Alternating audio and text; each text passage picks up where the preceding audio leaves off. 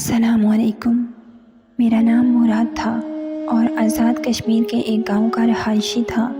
نوکری کی غرض سے میں لاہور آ گیا اور کوئی ہنر نہ ہونے کی وجہ سے سڑکوں پر مارا پھر رہا تھا کہ جب میرے ایک دوست نے مجھ پر رحم کھایا اور مجھے گاڑی چلانا سکھا دی۔ اسی دوست کی بدولت مجھے ایک بنگلے میں ڈرائیور کی نوکری مل گئی۔ گھر میں صرف مالک، مالکن اور ان کی بیٹی تھی۔ جب میرے دوست نے میری ذمہ داری لی تو مالک نے مجھے اپنی بیٹی کی گاڑی پر ڈرائیور رکھ لیا۔ مالک کی بیٹی ایک بڑے کالج میں پڑھتی تھی اور میں اس کی گاڑی چلایا کرتا۔ روز صبح اسے کالج چھوڑتا اور واپسی میں کالج سے لے کر بنگلے میں پہنچاتا۔ اکثر وہ شام میں اپنے دوستوں کی طرف نکل جاتی تو میں ہی اسے لانے لے جانے کا کام کرتا۔ ایک گاؤں والا ہونے کی وجہ سے میں عزت کے معاملے میں بہت ہی زیادہ حساس تھا۔ میں نے کبھی نظر اٹھا کر مالک کی بیٹی کی طرف نہیں دیکھا تھا۔ مالک کی بیٹی کا نام کنسا تھا اور وہ ایک حسین لڑکی تھی، لیکن میں ہمیشہ ہی نظر جھکا کر اس سے بات کرتا۔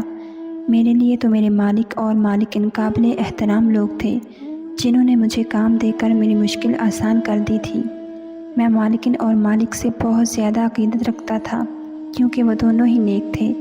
کنسا سارا راستہ مجھ سے باتیں کرتی اور بہت ساری باتیں مجھے بتاتی، لیکن میں سوائے سر ہلانے کے اور کوئی جواب نہ دیتا۔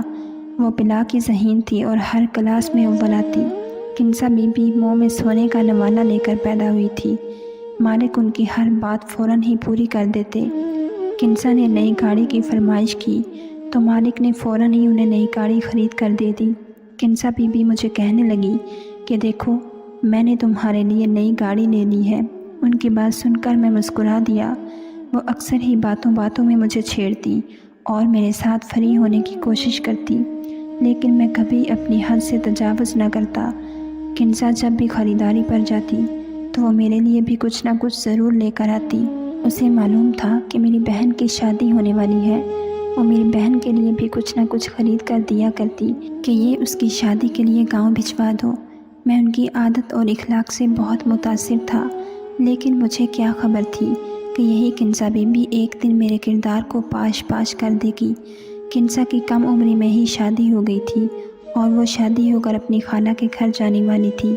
کنسا نے گاڑی میں اکثر ہی فون پر اپنے دوستوں سے باتیں کر رہی ہوتی، جس میں ان کے منگیتر کا بھی کہیں نہ کہیں نام آتا، لیکن میں کبھی ان کی بات سننے کی کوشش نہ کرتا اور اپنا دھیان ادھر ادھر لگائے رکھتا۔ سردیوں کے دن تھے کہ جب مالک اور مالکن کو اچانک ہی امریکہ جانا پڑا، کیونکہ مالک کے بڑے بھائی جو امریکہ میں رہائش پذیر تھے، ان کی حالت بہت ہی نازک تھی اور وہ اپنے آخری وقت میں اپنے بھائی کو اپنے پاس دیکھنا چاہتے تھے۔ کنسا بی بی کے امتحانات سر پر ہونے کی وجہ سے مجبوراً وہ دونوں اپنی اکلوتی بیٹی کو گھر پر ہی چھوڑ گئے۔ مالک نے جاتے جاتے مجھے یہ ذمہ داری سونپ دی کہ میں کنسا کو کالج لے جانے کا کام پوری ذمہ داری کے ساتھ کروں اور اس کا خیال رکھوں، کیونکہ مجھے مالک کے ساتھ کام کرتے ہوئے 2 سال ہونے والے تھے، اسی لیے وہ لوگ مجھ پر بہت زیادہ بھروسہ کرنے لگے تھے۔ مالک کو اچھے سے علم تھا کہ میں نے کبھی نظر بھر کر بھی ان کی بیٹی کی طرف نہ دیکھا۔ مالک اور مالکن 2 مہینے کے لیے امریکہ چلے گئے اور میں ان کے پیچھے پوری ایمانداری کے ساتھ اپنی ذمہ داری نبھانے لگا۔ کچھ ہی عرصے بعد میری چھوٹی بہن کی شادی تھی اور اسی لیے مجھے بہت زیادہ پیسوں کی ضرورت تھی۔ میں کنسا کو کالج چھوڑ کر قریب ہی ایک مکینک کی دکان پر چلا جاتا اور وہاں بیٹھ کر کام سیکھتا تاکہ فارغ وقت میں یہ کام بھی کر سکوں۔ مالک کے پاس سے 8 بجے میری چھٹی ہو جایا کرتی اور میں چاہتا تھا کہ اس کے بعد مکینک کی دکان پر بیٹھ کر کام کروں تاکہ جلد سے جلد میرے پاس اتنے پیسے جمع ہو جائیں کہ میں اپنی بہن کی شادی کے لیے گاؤں بھجوا سکوں۔ جتنا عرصہ مالک موجود نہیں تھے مجھے کام سے جلدی فراغت مل جایا کرتی، کیونکہ کنسا بی بی زیادہ تر گھر میں ہی رہا کرتی تھی۔ دیکھتے ہی دیکھتے 1 مہینہ کا عرصہ گزر گیا اور مالک کے بڑے بھائی اپنی زندگی کی بازی ہار گئے۔ اس رات ہی میرے پاس کنسا بی بی کا فون آیا کہ ان کی طبیعت کچھ ٹھیک نہیں اور میں ان کے پاس آ جاؤں، شاید انہیں ڈاکٹر کے پاس جانا پڑے۔ بی بی جی کی بات سن کر میں پریشان ہو گیا۔ رات کے اس پہر میرا بنگلے کے اندر جانا کچھ مناسب نہ تھا، لیکن بیماری کی حالت میں بھی بی بی جی کو اکیلا نہیں چھوڑ سکتا تھا، جب کہ وہ اپنے تایا کی موت کے غم میں تھی۔ پوری رات میں ان کے ساتھ ہی رہا اور ان کا خیال رکھتا رہا۔ وہ شدید بخار میں تپ رہی تھی اور ساری رات غنودگی میں رہی تھی اور میں ان کے پاس بیٹھا رہا اور صبح تک ان کی حالت کچھ بہتر ہوئی تو میں واپس اپنے کوارٹر میں چلا آیا۔ وقت تیزی سے گزرتا رہا اور اس دن کے بعد سے کنزا بی بی کی طبیعت کچھ ٹھیک نہیں رہنے لگی۔ وہ بہت ہی زیادہ کھوئی کھوئی سی رہنے لگی۔ مجھے لگا شاید وہ اپنے ماں باپ کی جدائی میں پریشان ہیں، لیکن مجھے کیا خبر تھی کہ دراصل حقیقت کیا ہے۔ مالک نے مزید 1 مہینہ اپنے بھائی کے بچوں کے پاس گزارا اور پورے 2 مہینے بعد وہ دونوں گھر واپس آئے تو میں انہیں دیکھ کر بہت خوش ہوا، لیکن اس وقت میرے قدموں تلے زمین نکل گئی جب مالک نے پاس پڑا ڈنڈا اٹھا کر مجھے بری طرح پیٹنا شروع کر دیا۔ وہ مجھے گندی گالیاں دیتے جا رہے تھے اور مارتے جا رہے تھے۔ مجھے سمجھ نہیں آ رہا تھا کہ مجھ سے ایسی کون سی غلطی ہو گئی ہے جو مالک اس قدر غصہ ہیں کہ میری بات بھی سننے کو تیار نہیں، اور جب مجھے پوری بات پتہ چلی تو ایسا لگا جیسے کسی نے میرے قدموں تلے زمین کھینچ لی ہے۔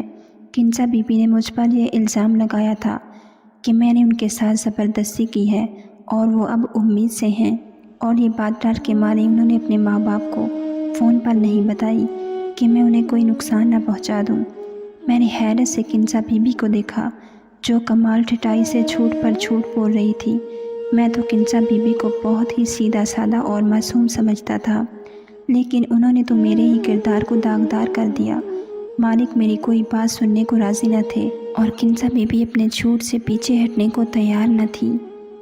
وہ کہہ رہی تھی کہ جس رات تایا کا انتقال ہوا ان کی طبیعت ٹھیک نہیں تھی۔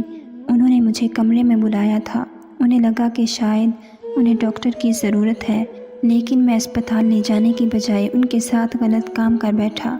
مالک نے پولیس کو بلا کر مجھے جیل میں ڈلوانے کا فیصلہ کیا تھا، لیکن کنزا بی بی نے انہیں روک دیا۔ کنزا بی بی نے اپنے والد کو کہا کہ ایسا کرنے سے ان کی عزت پر آنچ آئے گی۔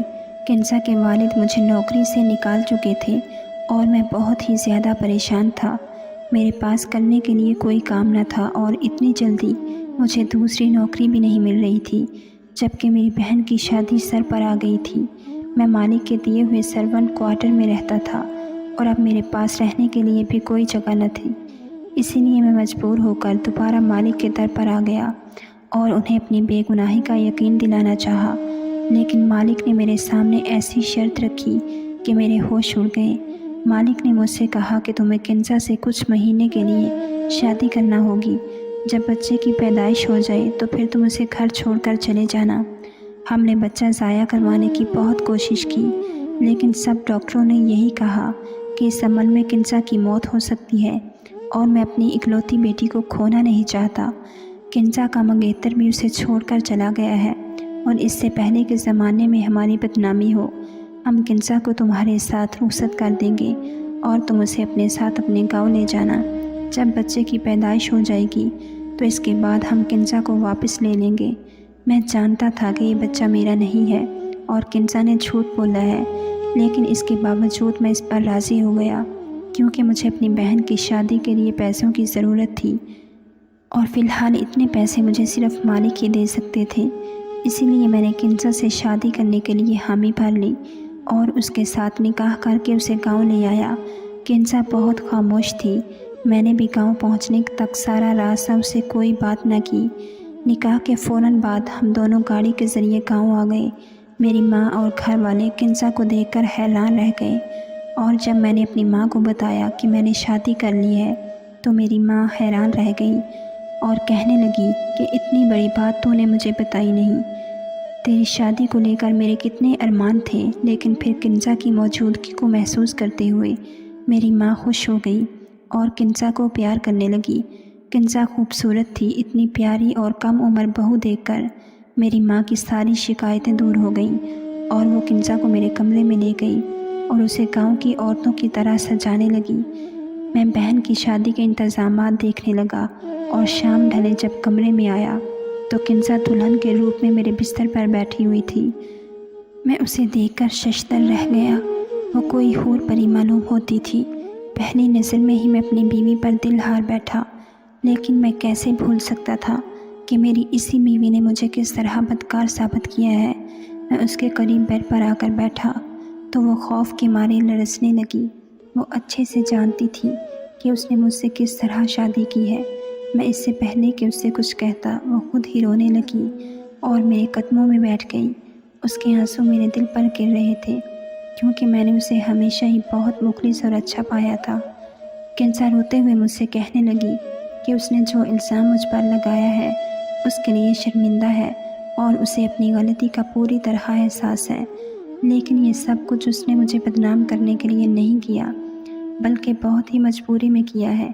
میں نے قہر برساتی نگاہوں سے کنزا کو دیکھا اور اسے صاف لفظوں میں کہہ دیا کہ تم نے کتنی مجبوری میں یہ سب کیوں نہ کیا ہو، لیکن تمہارے اس عمل سے میری عزت دو کوڑی کی بھی نہ رہی۔ تم اپنے گناہ کو میرے سر تھوپ کر سرخرو ہو گئی اور میں بے گناہ ہوتے ہوئے بھی اپنے مالک کی نظروں میں گر گیا۔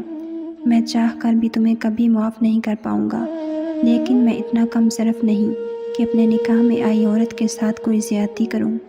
اسی لیے تم اس کمرے میں آسانی سے رہ سکتی ہو، تمہیں کسی چیز کی کوئی تکلیف نہیں ہوگی، اور جب تم اپنے گناہ کو اس دنیا میں لے آؤ تو یہاں سے جانے پر بھی آزاد ہوگی۔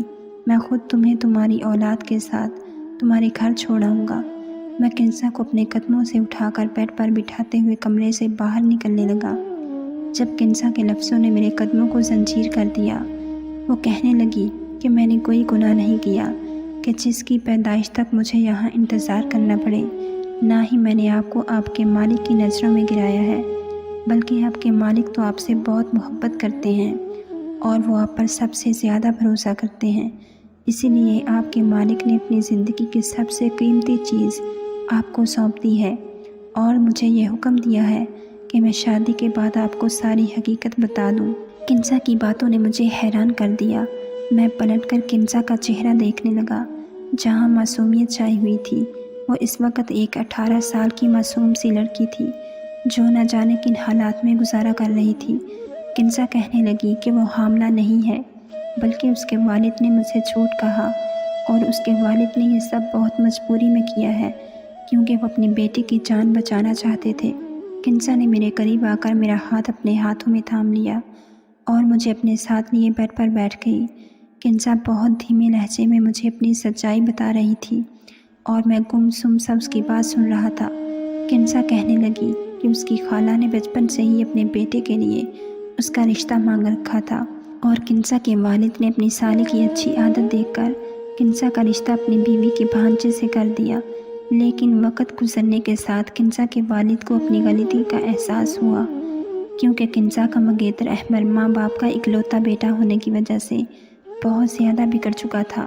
اس کے پاس نہ ہی پیسے کی کمی تھی اور نہ ہی کوئی روک ٹوک کرنے والا۔ احمر کی والدہ کبھی بھی اپنے بیٹے کو غلط بات پر نہ ٹوکتی، اور جیسے جیسے احمر عمر کی سیڑھیاں طے کرتا جا رہا تھا وہ مزید عیاش ہوتا جا رہا تھا۔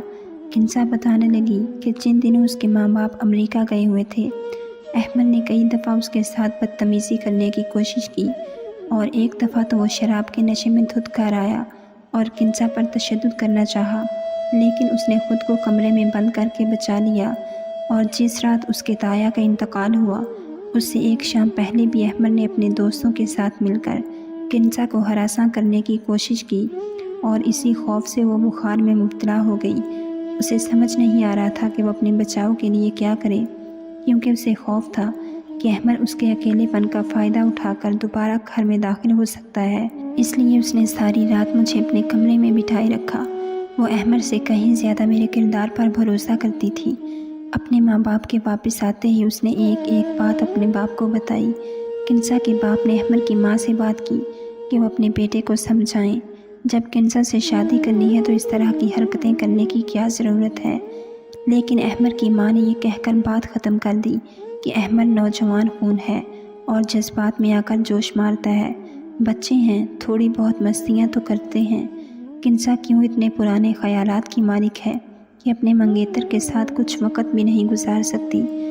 کنزا کہنے لگی کہ جب ابا کو احساس ہوا کہ انہوں نے کتنا بڑا غلط فیصلہ لیا ہے، کیونکہ احمد کے اتنے زیادہ بگڑنے کے پیچھے کوئی اور نہیں بلکہ اس کی اپنی ماں ہے، تو وہ شادی کے بعد بھی ایسی گھٹیا حرکتیں کر سکتا ہے۔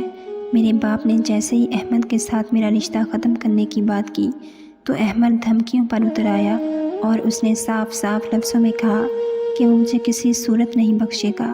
ابا مجھے لے کر بہت زیادہ پریشان تھے کہ جب انہیں لاؤنج کے شیشے کے پار تم گاڑی صاف کرتے دکھائی دیے۔